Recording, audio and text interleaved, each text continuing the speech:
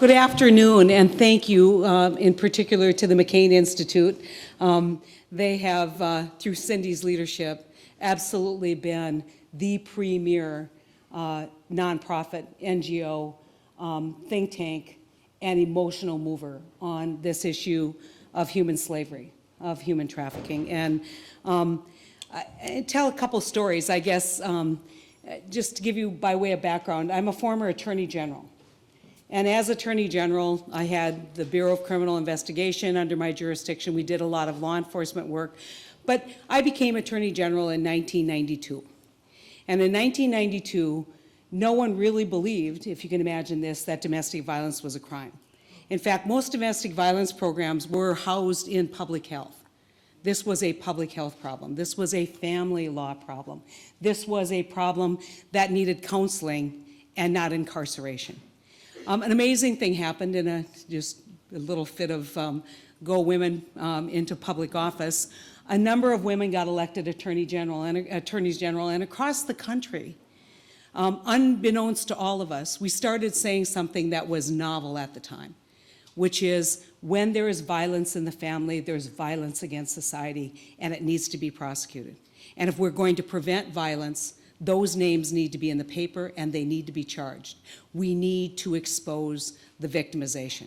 We need to expose this as for what it is, which is aggravated assault, and in my state, at least 50% of all homicides were a result of domestic violence.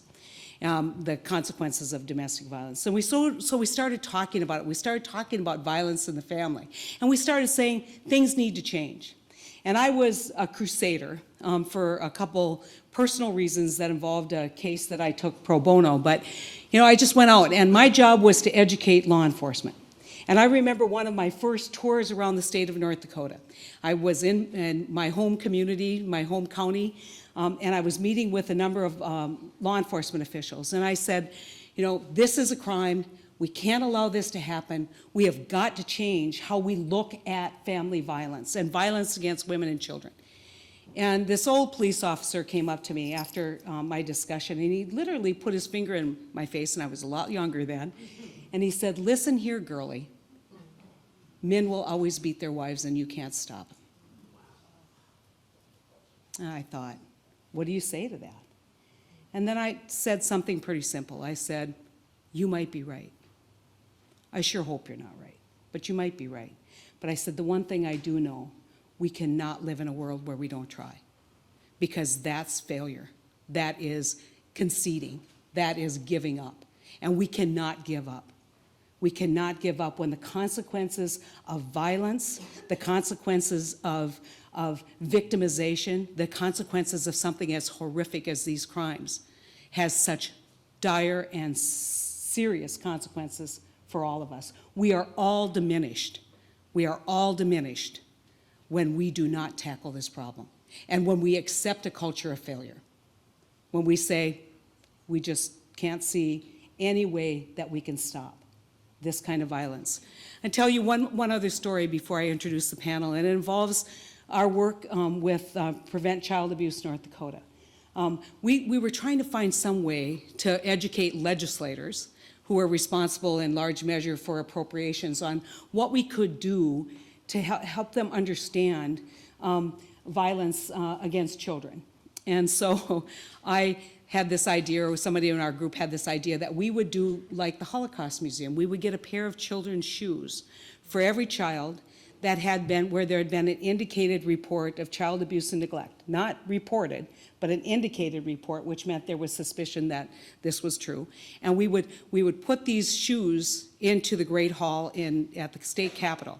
And we would demonstrate the impact and the number of children who every day suffered as victims of sexual assault and violence and neglect. So we got all these shoes together, and there was a lot of them. I think there was maybe 1,000, which in our state is huge. And you translate a given population, huge. And these legislators would come by and they would say, "What is this?" And I would explain, because I sat out there, I would explain, well, these are the, and he goes, "You mean in the country?" And I said, "No, in our state of North Dakota." And they go, "Well, I don't believe it." I don't believe it. It's too horrific for people to look.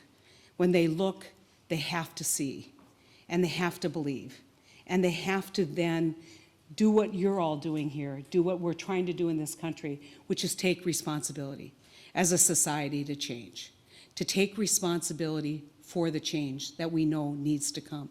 And when we all take that responsibility, when we all stand up in communities and tell men, honestly, mainly men, you cannot buy small children and get by with it. Just like that family abuser all of a sudden had the risk of losing his job. If you're going to buy small children, you're going to be charged with a crime, because it is what Cindy said it is.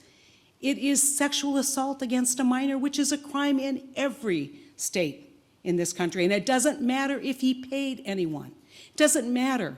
I mean, just to give you a sense of what's happening in my home state, I went around the state, and law enforcement, which I'm familiar with because I was the Attorney General, kept saying, Heidi, you just can't believe the amount of prostitution. We're just seeing it everywhere. And we just don't have time to investigate. So I thought about that, and I started researching, and I started talking to people, and I started understanding that what we had known as prostitution had a much more horrific side. It's not just children. Many of the women who now are stuck in this lifestyle began as children.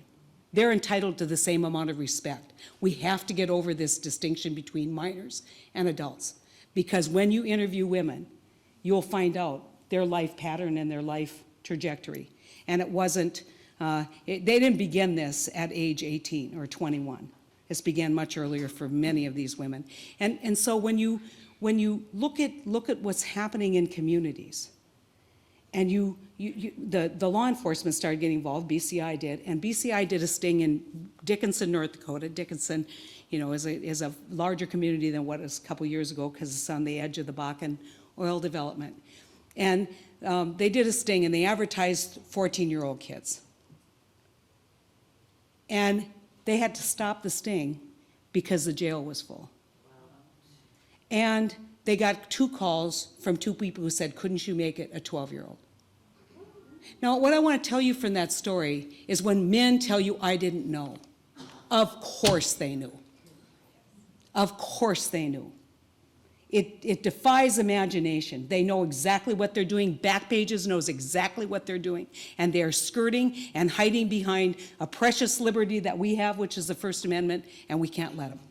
We cannot let people hide behind our constitutional liberties so that they can do evil to children and women and our society.